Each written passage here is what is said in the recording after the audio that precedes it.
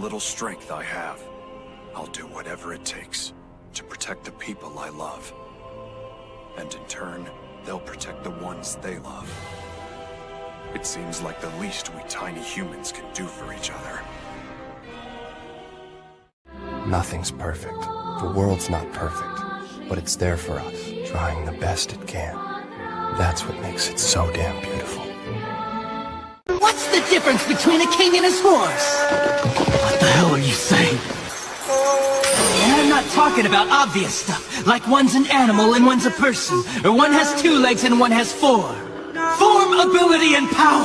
That's what's puzzling. If their form, ability, and power are exactly the same, why is it that one becomes the king and leads them into battle, while the other becomes the horse and carries the king? So what's the characteristic that distinguishes these 2 beings? There's only one answer. Instinct! In order for identical beings to get stronger and gain power, they need to develop a killer instinct. And that instinct is mostly forged in battle. They must develop an insatiable hunger to engage in battle. They must live to mercilessly crush, shred, and slice their enemies. This thirst for power is not an unnatural desire. In fact, it forms the very essence of our being. What? A wise choice. I applaud anyone who has the courage to stand up and face their enemies. However, the wizards who are the most courageous are those exceptional few who know when to stand down. Remember, Natsu, there's nothing wrong with feeling fear. After all, how else would we come to know our own weaknesses?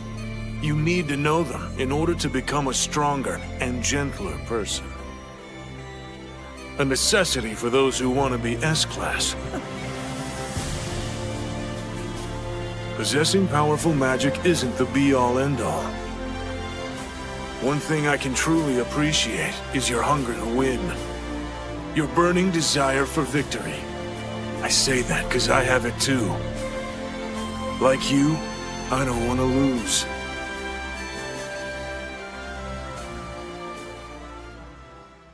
Not the sparrow, how the eagle soars!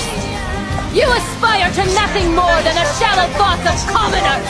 I will not allow anyone to beat me to my own ambition! My will is absolute! Nonsense! I won't be ashamed! If it means I can fulfill my ambition, I will bare my breast for all to see! I will do whatever it takes! For I know that my actions are utterly pure! Fear is freedom! Subjugation is liberation! Contradiction is truth! Those are the facts of this world! And you will all surrender to them! You pigs in human clothing! This is human nature, my toy! Prosperity leads to greed! Greed leads to their downfall! One taste of a life of affluence and they're enslaved! Slaves to a system which I created! They are nothing more than pigs! Pigs in human clothing! Pigs that must be tamed by force! I'm doing all this. But even if I told you why, I doubt very strongly that the knowledge would change anything at all. But let's say that I take the time to explain it to you. What do you think would happen then? My goal is to fulfill the dream even Jiraiya Sensei was unable to achieve. What I want is to create peace and bring about justice. Oh, I see. That is noble of you. That would be justice. However, what about my family? My friends? My village? Me to despair is this world itself! This counterfeit world! Interesting question. Are all human beings truly equal?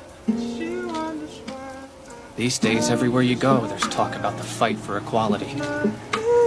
As a wise man once said, heaven does not create one person above or below another. People like to throw his words around.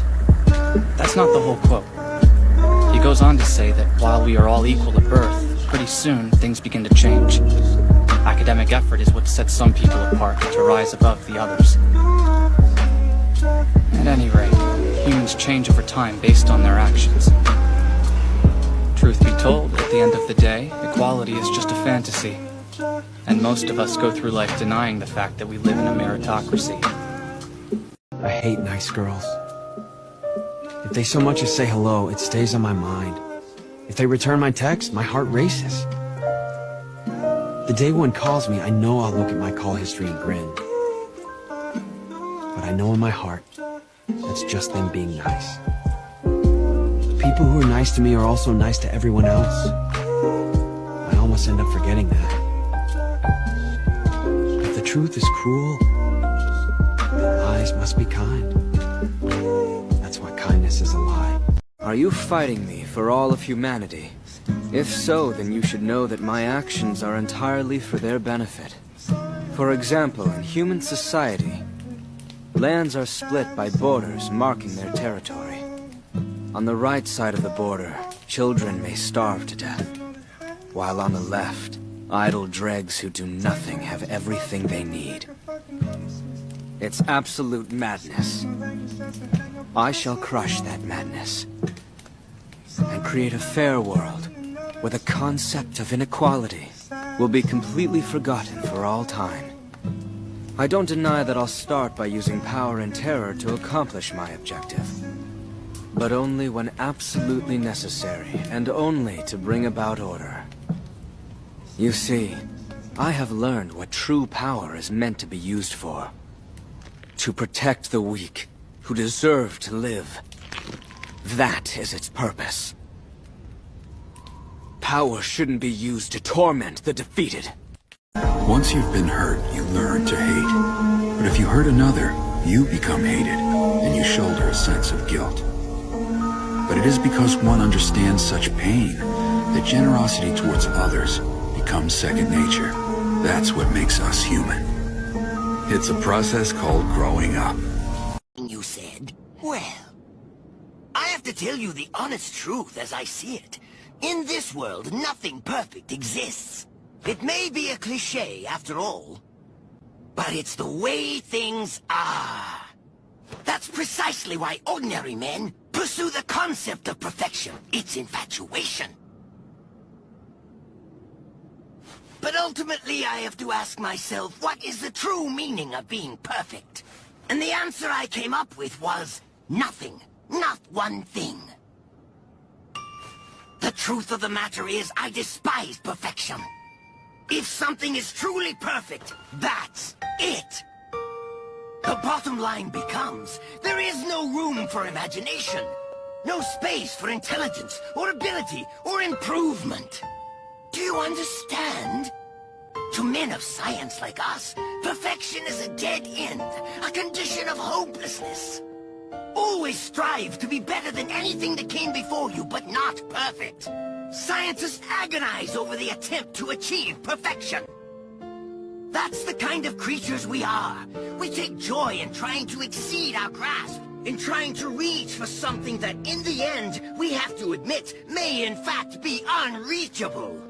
In other words, you may think that we operate on the same level, but you're wrong. The moment you started talking about perfection, you embraced an impossible concept, and it already lost to me.